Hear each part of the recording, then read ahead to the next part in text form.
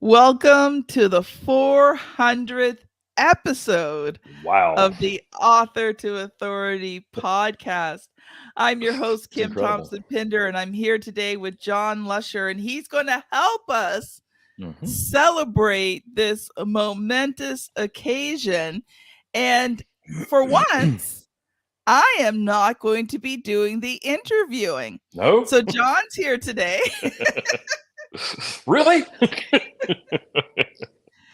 To interview me. So, John, why don't you take a moment? You've been on the show before. hmm You are a treasured part of the Author to Authority podcast. But for those who may not Thank know you. you, take a few minutes and just introduce yourself. Absolutely, Kim. Thank you for inviting me back on. It's always good when somebody asks you to be on their podcast or their live stream or whatever it is. But it's even better when they ask you back. I consider the second ask the most important because that means that you either did something right or you didn't do anything wrong. So it was one or the other. No, I'm happy to be here. Uh, I'm John Lusher. I am a digital marketer by trade, I guess you would say. I'm the Social Buzz Lab. We build buzz for brands. We build buzz for entrepreneurs, for professionals, depending upon what they're looking to accomplish with either advertising, marketing, or digital media. We consider ourselves kind of a digital first marketing agency. That doesn't mean that we don't get into traditional forms of marketing, traditional forms of advertising, because we do. And we have some clients that use those day in and day out. But as we know, I mean, this medium that we're talking about here, it's digital audio, video type first anymore. So that's where we specialize in working with brands and professionals to really manage their digital media and to manage their social media. The easiest thing about social media is getting started because it's free to sign up. The hardest thing about social media is keeping it going because it's time, energy, and effort. And quite honestly, a lot of professionals, a lot of brands just don't have that time to devote to it. A lot of companies have small marketing departments or a marketing person, not a department. And that's where we come in. A lot of times we work with existing marketing teams or companies that don't have a marketing team or department. And we're kind of their marketing arm, so to speak. Almost to the point of like a fractional CMO, but mostly it's just working to supplement what they may have in place or fill those gaps to where they don't have that person on staff. So enjoy doing it. It's been doing it for over 10 years now.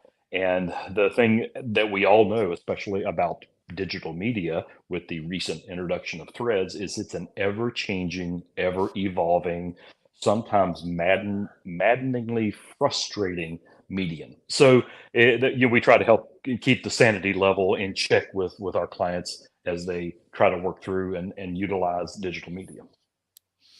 Well, audience, first of all, I can tell you, John has helped me with quite a few things. He knows what he is talking about. Also, John, you forgot to mention something really important, so I'll just mention it here. Okay. John's episode was chosen as one of the Ah, top that's right. 25 all-time Author to Authority episodes. And so it played in August.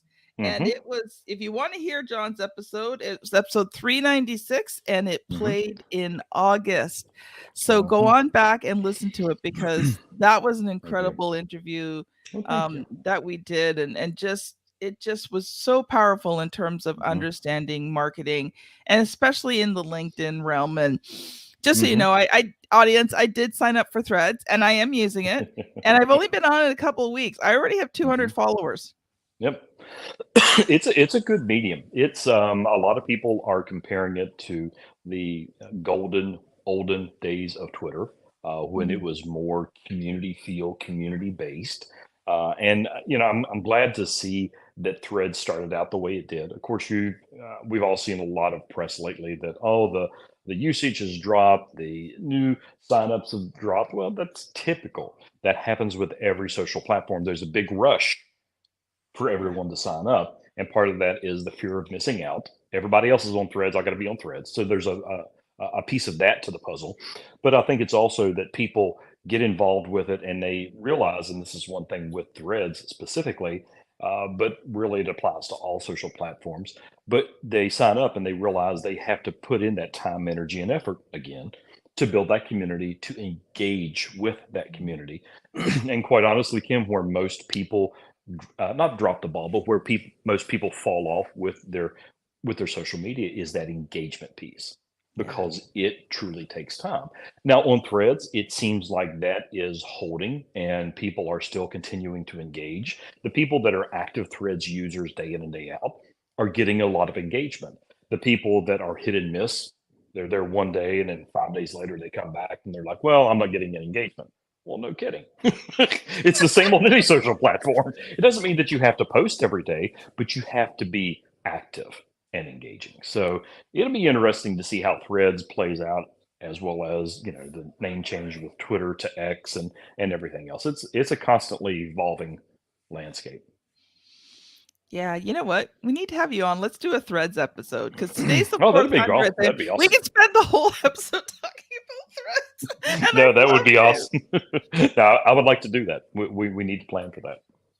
But that's not the topic for today. The topic for today is to interview you, of course, Mhm. and to celebrate the milestone of 400 episodes. And if you stop and think about that, and it's funny because I've been at this long enough to say I listened to podcasts the first time they became popular. It was several years ago, and it was funny because they kind of leveled off for a while, and then all of a sudden, they're back now. It's more, The and I pandemic think hit.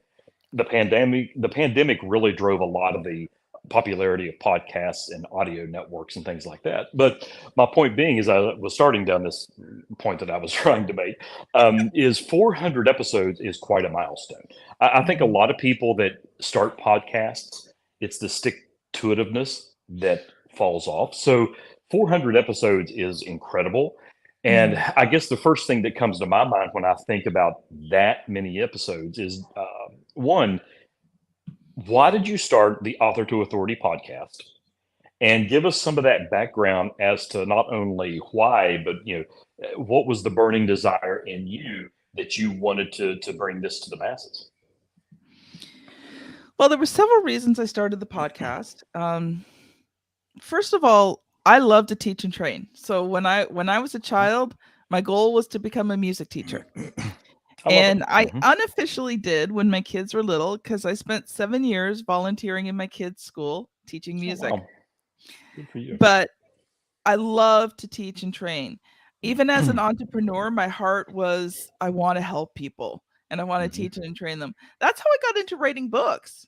I didn't necessarily want to become an author, but it was a great medium for me to teach and train people. Hmm. I was in network marketing at the time, direct sales, and I wanted to make tools that my team could use to help Hmm. them build their businesses. And books was a great way to do it because I could hand them a book, they could read the book. I didn't have to be personally involved with them reading the book, but then they could come to me and ask questions and we could put together a game plan so that Nice. they could implement the things that they had learned in the book. So that's how I started Hmm. publishing books. That's smart. And so Makes back sense. in 2019, one of my clients was a podcast specialist. Hmm. And so all this time I'm watching him on his podcast. We're talking about podcasting in his book. I'm listening to him and I'm going, "Ooh, maybe this is something I should do." Uh, Now, to be audience, and I've said this before, I'm not the hugest podcast person. Like I'm a Hmm. visual medium. Like one of the reasons I'm a publisher is because I love books. That makes sense. Hmm. But the more he talked about podcasts, the more I recognized that it was a medium that entrepreneurs love to use. Hmm. So, if you're, a consultant, a professional, a speaker, Hmm. when you're looking at getting that visibility, you Hmm. can't just pick the mediums that you like. Or that you're comfortable with. Yeah. Hmm. And so, uh, and because this gentleman was my client, basically I got a lot of it for free. I gave him a bit of Oh, a nice. discount on the book. We traded off some things, and he set everything up for my podcast. I didn't have to set anything up. And he also showed me systems on how to use the podcast and monetize it right from the very start. So I was really fascinated with this because it was something I could do. I was doing Toastmasters at the time, so my speaking abilities had increased substantially. I felt way more comfortable in front of a Good. microphone. And I thought, you know what? Let's go for it. Why not? Yeah. Yep. Yes, I'm the impulsive one. I'm the impulsive okay. entrepreneur that says, hey, that's cool. Let's just do it. We'll figure out all the problems later. That's right. And Well, sometimes I've been wrong. Sometimes well, I've been right. that's a hallmark of a good entrepreneur, in my opinion. Is sometimes we're wrong, sometimes we're right, sometimes we're completely off base. And I think one of the appeals of podcasting is just like the different social platforms, we all consume content differently. Mhm. For some people, they literally their entire day as they're doing other stuff, they have YouTube videos playing. That's how they consume content. They're video first. Other people are, voracious readers. Mhm. Whether it's a book, whether it's a magazine, whether it's publication, white paper, they read the printed word more than anything else. But more and more, and you're right, the pandemic pushed this a lot, but more and more people are using audio because it's a way for them to consume the content while Mhm. they're doing a lot of other tasks. Typically, or for me, on my typical day, as I'm working and doing other things, whatever that may be, I have my headphones in. I'm listening to a variety of podcasts, on different topics, and it to me, it's a much more efficient way of Mhm. consuming content for people that are publishing podcasts or maybe even looking to start a podcast. It's a way to reach people where they live, so to speak. They may not always be on LinkedIn. They may not always be on Threads or YouTube, but Mhm. the podcast. The great thing about that is they can consume that content literally anywhere. Yeah. So I think it's a medium that lends itself to that. Yeah. Oh, Yeah, good. I so agree. I so agree, John. And that was one of the reasons why I decided to do it. I mean, hmm to be honest, I got into it not realizing how much work a podcast is. you know, And it's funny you should say that. in the Yes. beginning, my hmm client was doing all the background work. hmm So it was Exactly. easy. I just recorded the episodes, uploaded Yep. them. I was done. Well, Then and I things think, changed. and I think really that's also a good way to describe just social media, digital Mhm. media in general. It's easy to get into, just like podcasting. It's tough though to put in the work and to keep it going and to consistently produce that product. Yeah. I always tell people, and I think you and I may have had this as part of our conversation, and it's definitely a conversation that I had with our mutual friend Mike Garrison, who introduced us, and who is, while this is streaming live, is sending me smart aleck text messages. But when you decide to start a podcast, it's like deciding to start a YouTube channel or publish blog articles. You need to decide on the frequency Yeah. that works for you. Maybe it's weekly, maybe it's monthly. There's some people out there in the podcast world, the larger names that are publishing 2 or 3 podcasts a week. And I'm like, well, yeah, they have an entire staff behind them. They just sit down and talk with what it was prepared for them. So they're Mhm. doing the easy part. But for an entrepreneur or for a brand, they have to stop and think, how can I sustain this long Yeah. term? And it's a testimony to you and your organization, the fact that we're sitting here talking about 400 episodes, because a lot of people never get to that point. They Yeah. either start trailing off, or it just gets to be too much of a commitment that they cannot keep that going for long term. So I think that's something for people to really think about. If they're going to launch something like a podcast or even a YouTube channel, think long term. That's why, don't put all your time, energy, and effort into making it exactly perfect. Put that time, energy, and effort into delivering a good product, but planning long term, because Yeah. otherwise you're going to die out after a while. So that's Well, I good. mean, the first 3 years of the podcast, I mean, the first year was somewhat consistent, but definitely Hmm. years 2 and 3, It's inconsistent. I mean, tough. there was times I took a few months off there because Yeah. I was now doing everything myself and I didn't have the Hmm. money and, my life was falling apart and, That's uh why we have best of episodes when life happens. yeah, exactly. Um, but last year, after Hmm. moved to Nova Scotia, got through the hurricane, got settled in Nova Scotia, was starting to rebuild the business again. I really took another look at podcasting, and Hmm. I had decided, I'd already invested a lot of time in it, but it was time Hmm. to really take massive action. Right. And so that's when I went to 3 episodes a week, and Hmm. I made a commitment to myself. And I think November, December, I think it was mostly 3 episodes a week, but from Hmm. January 2023, it has been consistently 3 episodes a Good week, job. and not an episode has been missed because this is the year to take massive action. Well, good for you. Good for you. Well done. Um, Speaking of episodes, and other than present company being excluded, talk about uh, out of 400 episodes, what are some of the favorite guests that you've had on the show, and explain why, just for the audience. Um, well, going back to the beginning, um, I had Bob Berg on. He was my Hmm. first guest episode. Please, well, you can't actually access it anymore because I lost the first 88 and they haven't all been reposted yet. But Yeah. uh, I probably won't repost that episode, though I probably should because it You wasn't should. on my end. It wasn't all that good.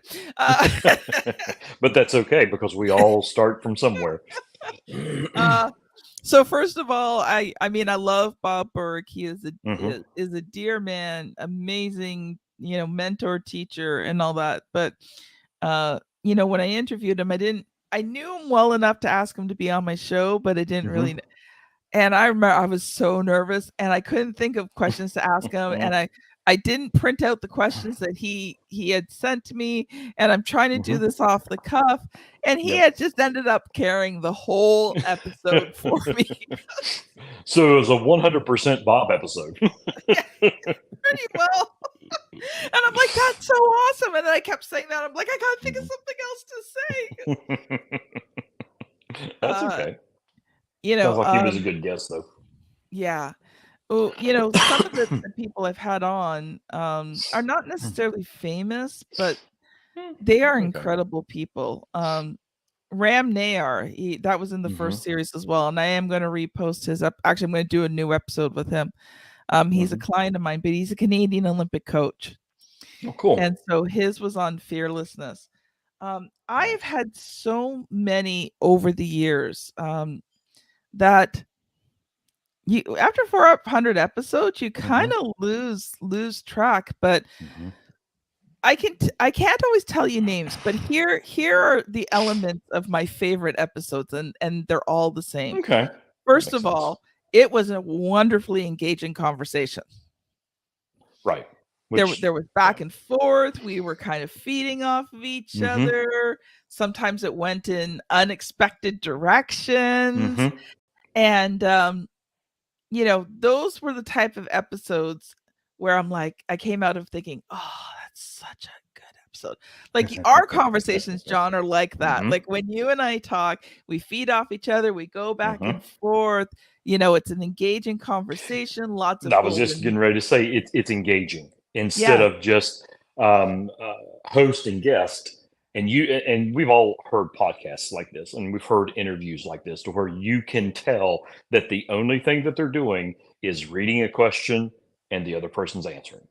There's none of that back and forth. There's none of that, okay, we start on this topic and then we go 6 lanes down the road into different topics.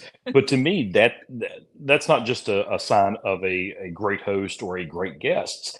It's that engagement of literally having a conversation in the Yeah. back and forth piece. And to me, as a listener, that's what's going to keep my attention. If it's just somebody sitting there talking for 15 minutes, after about 5 minutes, I'm probably going to move on to another episode because people want that back and forth, that engagement piece of it. Yeah. Yeah, I agree. I agree. And to be honest, like most guests I have, you know, a lot of them send me the questions ahead of time that they, Well, sure, generally the get prep asked as work. part of their media kit or whatever. Do you know what? I never look at them. Really? I That is don't interesting. want to ask the questions that they get asked all the time. I want to know the stuff that they don't tell on other podcasts. Okay. Well, no, that makes sense. I I I mean, wanna do, that like, makes the sense. deep dive. I want the good Mhm. juicy. I've actually had a few people tell me, they're like, "Kim, like, you pulled stuff out of me I never thought I would say publicly." Not in a bad way, but just I don't want the fluff. Like, I don't want the fluff that you share all the time. No, sorry. Well, It's not fluff.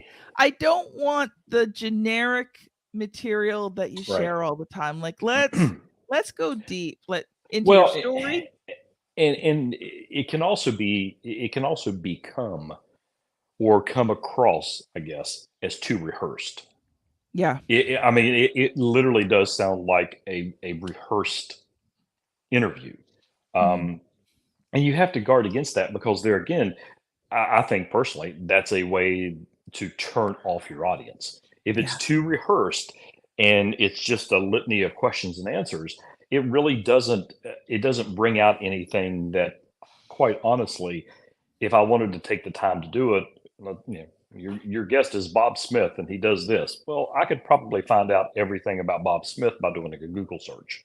And if Mhm. it's just that generic type question and answers, it doesn't get into anything. Yeah. It doesn't get into what are you passionate about and why. The things that a lot of times that people just overlook.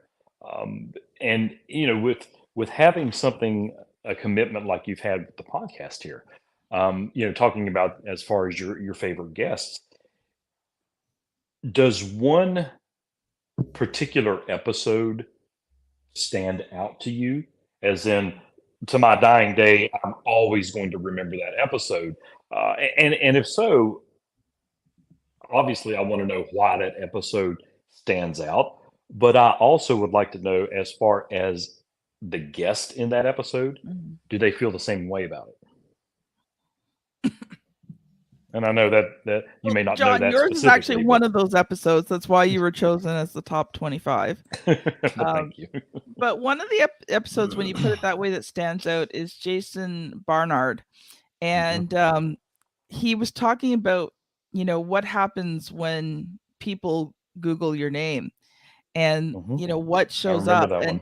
and what could be done about it. And it Mhm, was such an engaging conversation. And one of the things that I remember, it was just something I had never heard before. When mhm, you do a podcast and, you're always talking about sales and marketing and all of these mhm. things, um, most of the time, what the guests share, I've heard Mhm. before.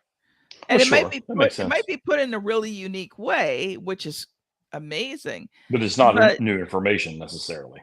yeah, but Mhm. Jason's that episode caught me off guard because I was like, "Oh yeah, we're gonna talk about Google," and then he gets into it, and I was like, "Wow." I'm Well, like, I've never heard this before. So that was one of the episodes, and actually his was chosen as one of the mhm. top 25 too. So his episode was right after yours. So Mhm. go back to episode 396, listen to John's, and then go to episode 397 and listen to Jason's Yeah, because that's um fascinating. yeah, Mhm. yeah. And when to me, when the podcast host is learning something and Mhm. that comes through on the podcast, I think that also helps validate to the listener, Mhm. not just the podcast host, but the guest. Yeah. And it's funny because the whole, reputation and what happens if you search for yourself.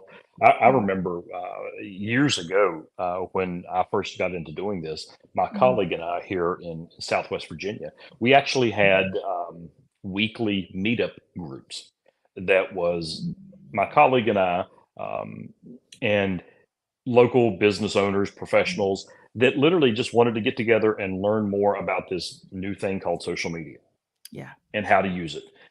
One thing that we always, and I've always told people, is, Google yourself, your name, and especially if you have a unique name, that makes it even more interesting, and see what comes back. Set up Google alerts for your name to where if it appears somewhere, you'll get a notification. And it's amazing even to this day that people don't do a lot of that type of research on themselves Mhm. or loved ones or family members or whatever the case may be. And I've got someone that works with me that she even went through, and this switches over more to the business side. She even went through some training classes with Google as far as reputation management for their Google My Business Mhm. listings and how to keep it not only secure, but also how to respond to negative reviews. And when you stop and think about that, it takes on a whole new uh, era as far as thinking about, okay, not Mhm. only am I out here on social and I'm trying to present myself and I'm trying to present my brand, but what is happening behind the scenes that I don't see, that I Yeah. would only see if I start searching my name and searching for my brand and searching for this and finding out what's literally out there. So I can see why that was very memorable, because that's something that more and more people need to take seriously and do for themselves. Yeah, like one thing that because people they Google me, right? So one of the Mhm. things I've been hearing and I'm going to have to deal with is those MLM books that I wrote, 10, 12 years ago. Hmm. They still Mhm. generally tend to show up fairly high in my Really Google search. And interesting. um, the thing is, that's not who I am anymore. So people get Yeah. confused because they're like, well, I saw your MLM books. Are you an MLM? Mhm. No, I'm not. So Mhm. as much as, those books, well, okay, those books don't bring in a lot of sales in that. It's not like, Right, I'm bringing $1,000 a month. But I'm but they're still actually out there. going to have to contact Kindle Direct Publishing and ask Mhm. them to remove them Yeah, because they're affecting my rankings Google presence. and when yeah, And when you're searched. Mhm. yeah, and it's not that I want to remove them because they are good books, but Mhm. it's not who I am anymore. And I Mhm. just kept them up there because they're helpful books for anybody in MLM and direct Mhm. marketing. And I still have a heart for those people because I Well, spent sure. time in that industry. Mhm. But now it's starting to affect, my current business. So I'm Mhm. gonna have to call not call, but contact KDP and say, listen, I need Mhm. those books removed. Yeah, and that way it'll eventually start lowering those in the rankings to where they don't show up Yeah, immediately on a search, which makes sense. Smart yeah. move.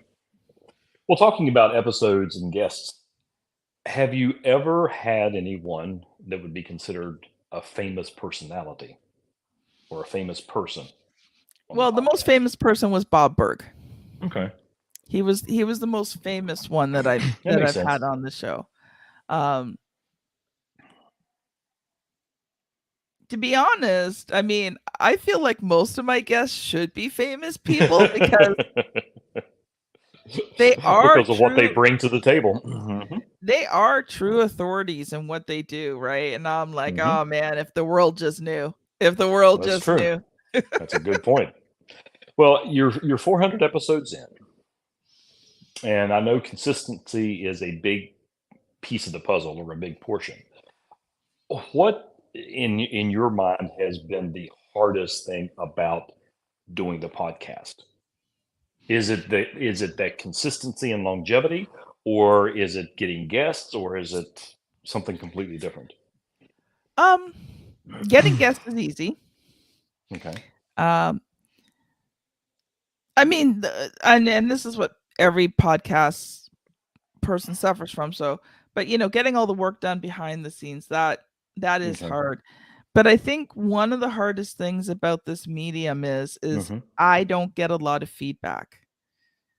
So I'm Oh, not okay. hearing from the audience. I'm not hearing what it is that they want, Mm-hmm. or I'm not being congratulated on it. Mm-hmm. And like I'm one of these personality types is like I want to reach a goal, I want it to be Mm-hmm. acknowledged, I want it And to you be want to get the celebrated. congratulations. That's right. Yeah. Yeah, And no, that so makes sense. I mean, it's not that I do it for the feedback, and I Mm-hmm. will continue doing it even if I never get feedback. Mm-hmm. But that's one of the harder things for me is the fact that Okay. um, there is it's not like when you work a job, okay, Mm-hmm. not that most managers are good, but you get at least get a raise if you've done Right. a half decent job, right? Or if you're Mm-hmm. part of a group or tribe and you do something, they're there cheering Mm-hmm. you on, right? You at least get an Uh, attaboy or something. yeah, exactly. And so, with this, even though I'm interviewing guests, sometimes it feels very lonely, That makes sense. podcasting. Mm-hmm. Um, but to me, it's still worth it. But I'm just being honest. That's the hardest part. So, audience, can you come on Mm-hmm. LinkedIn, send me a message? Just let me know that you like the podcast. Something, anything, Mhm. please. Well, that feedback, well, the feedback to anything that we're trying to accomplish, whether we're, consistently out there writing blog articles, or we're out there consistently, putting out video content, whether it's short form or long form video or podcasting or anything of that nature that we do, no, no matter what personality type we may be, we still like that validation. We Yeah. like that. Hey, you did a good job. I enjoyed that article. That's a great take on the topic of the day. Whatever. Great episode. And we all want that. It's human nature. So I Mhm. can see that. And in a medium where publishing, it's tough because you have the pressure to consistently publish and get out good content, but then you also have that pressure that you put on yourself, or that we Mhm. put on ourselves, of making sure that it's the best product possible, but not getting that feedback saying yes it was good, or no it wasn't good, or whatever. And having that feedback is key, I think. So that's a good point. That's a Yeah. really good point. Now, for you, Kim, what would you say? What As far as what you get out of the podcast, and I'm not necessarily saying, um, you know, new clients or pieces of business, but what is it that you get out of the podcast? What results excite you, at least from the podcast itself? Well, basically, I get a university level education for free. That's a good point. Um, a lot of the guests that I've had on the show, if I've had a problem or an issue and they're a specialist because I've let them on the Hmm. show, if I contact them, a lot of times they'll donate a free hour to me because Hmm. I've done something for them. They'll donate a free hour. They really enjoyed the interview. It was a good interview. I made them really Hmm. shine. They'll give me a free hour of time and answer my questions and help me solve my problems. Interesting. That's a good So point. the network of people that I've been building through this podcast, Hmm. um, that's very valuable to me. The Hmm. relationships, The the relationships. relationships with the guests on the show, Hmm. that has been something that I didn't expect Yeah, um, from the I can understand podcast, that. but so grateful for. Well, and I think the one thing that, if there's one, to me, one glaring thing as far as social media that people still, and I can't believe I'm saying this in 2023, but that people still overlook, is the value in those relationships. Yeah. And it's funny, I saw, and I've seen this meme several times, talking about how, um, you know, have you ever had somebody that you thought was a best friend betray you, but you feel closer to somebody that you've never met in person, but that you've talked to online for the past 2 years? And it's kind of that back and forth of, we build these relationships virtually because, Mhm. let's be realistic, probably a good 75-90% of the time we never meet the person face to face Mhm. in real life, as the saying goes. But we build these virtual relationships, and we build this virtual network that in some ways provides more Mhm. value Yeah. than a in-person network without Mhm. naming any names. But and that to me, I think that is a point to hammer home is the Mhm. fact that with doing this, you are connecting with these people that chances are you would have never known True. or never Yeah. met. Definitely, for the most part, you would have never run into them at a local networking event because a lot of times they aren't local. So there's a value to that that I think even today people overlook that. I Yeah. mean, some of the people that are literally my longest friends that I engage with on a daily basis are people that either A, I've never met face to face, or that just, they live far enough away that that probably would never happen anyway. But it doesn't discount the fact that I've gotten to know them very well. We've either Yeah. done business together, or we've talked business, or we have something in common that furthers that friendship, furthers that relationship. And I think it's something that even today people overlook Mhm. that. So that's a valuable point. Mhm. Yeah. So has anything really funny ever happened on the show? Oh. So, Or well, should I say funny or should I say embarrassing? But no, let's go with funny. um, so I had things like the phone ring in the middle of recording episodes, and it's Oh kind of yeah. hard to. Hmm. Uh, uh, I've had things drop. Yep, I've had that I'm a happen. fidgeter. Like I've got Hmm. something going with, and if you're listening to this on the podcast, on the video, I'm sitting twirling a hair I elastic. hear. So sometimes these things are like metal and they drop and they make a big bang out of Hmm. the middle of nowhere. Uh, Sometimes I've had something an external noise that you can't hear Hmm. because this is a directional microphone, and I'll jump, Hmm.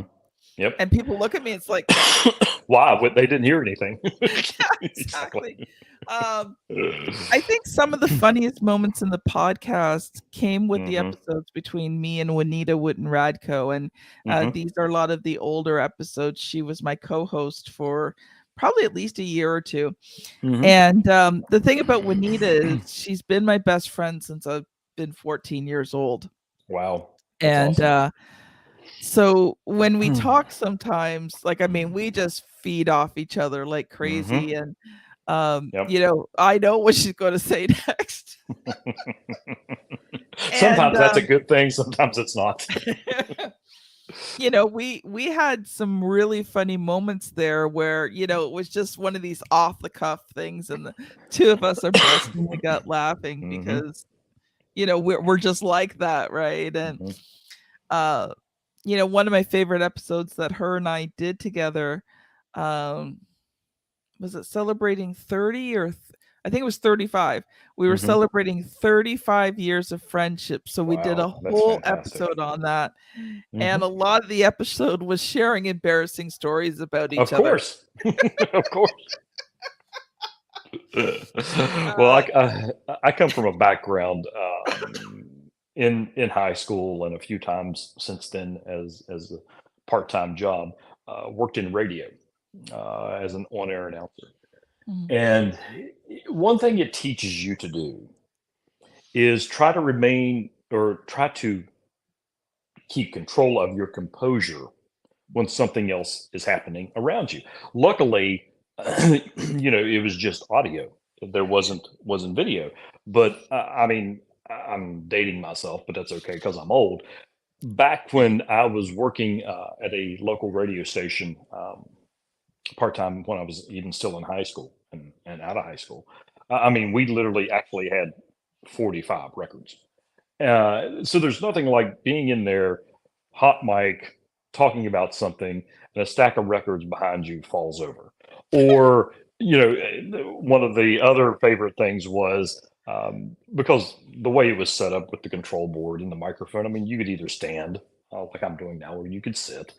Well, if you were standing up and talking, the microphone had a habit of slowly descending down.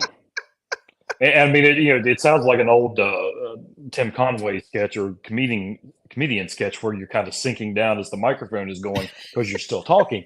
But it kind of teaches you to ignore everything that's going on around you and focus on what you're talking about. And that is so incredibly hard to do. So hard to do. And it's funny that you should mention like something falling or a phone ringing. Since the pandemic and a lot of people got used to being on Zoom because they had to as they were working remotely, I think we've all gotten a little better at kind of mastering that, focusing on what's in front of us and avoiding the distraction of something over here, or avoiding the distraction of the dog or the cat that's getting ready to jump up on the laptop. And it really it's really funny because the good thing about live video, or like a live streaming event like we're doing here that's turned into a podcast, is you have things like that happen. And at least to me, that is kind of the human factor. It's not so polished And perfect. that, and right, so polished and perfect that nothing wrong ever happens. I mean, my favorite podcasts are the ones that are just like what we're doing, having that conversation, the back and forth. Somebody may bust out laughing and can't contain themselves. They may drop something. I don't want something that's 100% perfect, because then I know it's too produced and it's too rehearsed. So I'm more the go with the flow type person. So speaking of that, there was one episode, Tim Fitzpatrick, and I don't have my sheets right in front of me, so I can't tell you which episode number it was, but we had to record that 3 times. Oh my gosh. So the first 2 times, his internet kept dropping out so badly, we couldn't do a full episode. You couldn't figure. We couldn't pull enough pieces together to do the episode, because we'd get like a minute and a half in or 2 minutes in, and in the middle of a word he would drop out. And so we had to record it 3 times. Jeez, oh Pete. Now it was worth it when we did, because it was an amazing episode, but that was like, oh. And anything worth doing, you have to have patience and keep going. Well, and even just having systems in place, like even in Ontario, we get power outages, but here, they're a little bit more unexpected. And so now I've got, obviously my laptop has a battery, but we've got a UPS to keep the internet going. Power back. Yeah, you have to keep the internet going so you can finish off whatever it is you were doing. My husband is back in school. He's gone back to college, and they don't do their exams online. They actually write their exams physically on paper, but they're on Zoom, and they have to be sitting in such a way that the invigilator, which is the person that watches you write an exam, could see everything they were doing. So that way you can't cheat. 10 minutes before the exam ended, we completely lost power. I heard the line snap outside the house. It was a big boom, and it snapped off the house, and the power was gone. So, and we didn't have the UPS or anything. My husband is not happy. He's trying to run out, get the generator going, get it all hooked up. We realized we didn't have, the house is set up so it's got a pony panel, so the whole basement, and I think there's like 1 or 2 outlets upstairs, are powered off this pony panel, but not here in my office. But not in your office area. Where the internet was. So he got the power all back on, still didn't have internet. He had to think, so then he had to run cables into my office to get power so he could get back online, and he's thinking, oh man, I failed, they're going to fail me, like, because he could have been cheating the whole time, right? That's true. He did warn the teacher that we were having a pretty bad winter storm and there was a chance the power would go out. But one of the things that I think is important in podcasting is authenticity and integrity. And the reason I'm mentioning this is because my husband walks in integrity, and because he does, when he finally got back online, the invigilator had already contacted his teacher, and his teacher said, you know what? Don't worry about Ross. He will not cheat. And so they accepted his exam. Well, that's good. That's But, good. I think when it comes to podcasting too, integrity is important. It is. Producing a good, honest show. And Hmm. it doesn't mean that's not professional. It doesn't mean that, it can't be hard hitting or any You of can't those have. things. Hmm. But I think, when you're podcasting, you have to be authentic. Hmm. You You do. know, I could go into my professional voice and go into, my interviewer mode Hmm. and all these things, but it's not That's not. engaging. Well, it's not engaging, and really, that's not what people want to hear. That they Mhm, want to hear, at least in my opinion, they want to hear a conversation. They want to hear two people again that engaging, that back and forth, mhm. having a conversation, and I think that's what sets apart good podcasts and something. Well, it sets apart good podcasts from mediocre podcasts, and I think the engaging back and forth is the key to all of it. Quite honestly, Yeah. so. Well, as we're heading to wrap this up, which is this has been a lot of fun. What's the one thing, if you can narrow it down to one thing, what's the one thing that you would like to leave people with? Either about your business, about the podcast, about your experiences, whatever the case may be. What's the one thing that you would like to leave them with? When I do keynotes and other different things like that, or Hmm. people ask me for that final thought, I always go back to one thing. Don't be afraid to shine in your business. Don't be afraid to be Interesting. visible. If you want to build your business quicker, Hmm. the more visible you are, the quicker The you build better your off. business. Hmm. Because you let people in, you let them see you, you let them be a part of your world. You give them a tremendous amount of value. And guess what? They're going to want to work with you, right? So don't Well, be that's afraid to true. shine. That's true. And we connect with people. We don't connect and we don't connect with brands like we connect with people.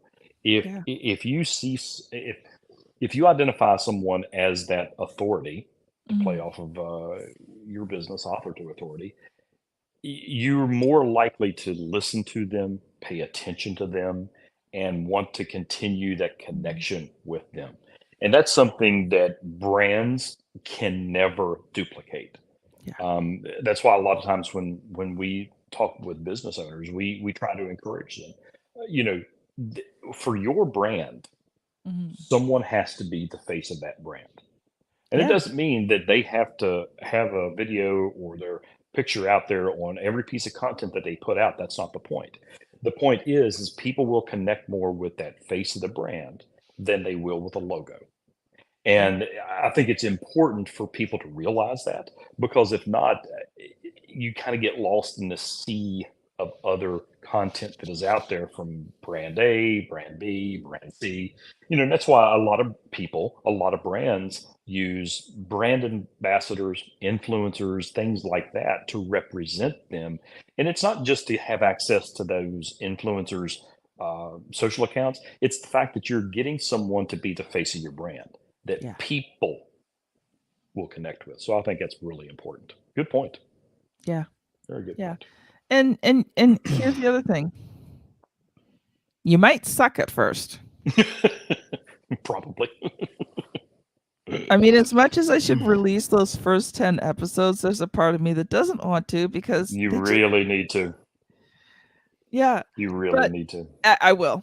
I will. We'll do a special segment for the show where I'll release them. Nice. When I get time besides, putting out Yeah. 3 episodes a Exactly. week. Um, but the thing is, just remember is that you're not going to be great at something when you start it. Mm-mm. You won't, and that's I was okay. not great when I started this podcast.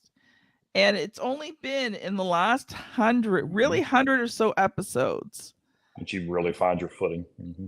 Yeah, and people have commented, guests have Hmm. commented on my interviewing skills and how Oh, great I am how at it's changed. interviewing. Yeah, I can see That was that. 300 episodes in. Hmm. Well, and if you, for an example, if you have a favorite YouTuber that you love to watch their videos, go to their videos tab and go back to the beginning. you will be shocked at the difference. And you're right. I mean, there's a good chance that you'll suck at first, but it's putting in that work, putting in the consistency. If you don't like being on camera, nobody does, except people that are paid very well for it, and even they probably don't. But you have to work through that to get your message out and to keep engaging with people. So, from my standpoint, I would encourage anyone that sees this to subscribe to your podcast, to the Author to Authority podcast. Not only subscribe, but leave a review. And a lot of people overlook that. A lot of people don't remind their listeners to do that. But leaving a review, even if it's just the 5 stars, that makes a difference to the podcast. It makes a difference to people finding the podcast. So I would encourage everyone to do that as well. But this has been fun, Kim. This has been a good time. Thank you. So just to give you guys a little sneak peek of what's coming up, John and I are talking about doing a weekly show together on LinkedIn. Possibly so, we probably will publish some of those episodes on the podcast as well. Absolutely. Yeah. I think it'll be fun. We'll do some bonus episodes. That sounds like a great idea. Sounds like a good plan to me. Stay tuned. Well, this has been a longer than usual episode, audience, but thank you for joining us and celebrating the 400th episode. I can honestly say that it is a joy, a privilege, and an honor to be able to serve you in this way and to give you information that you need that's going to help you move your business forward. So this has been John Lusher and Kim Thompson Pinder on the Author to Authority podcast. If you loved it, share it out, and we will see you on the very next episode. Bye now.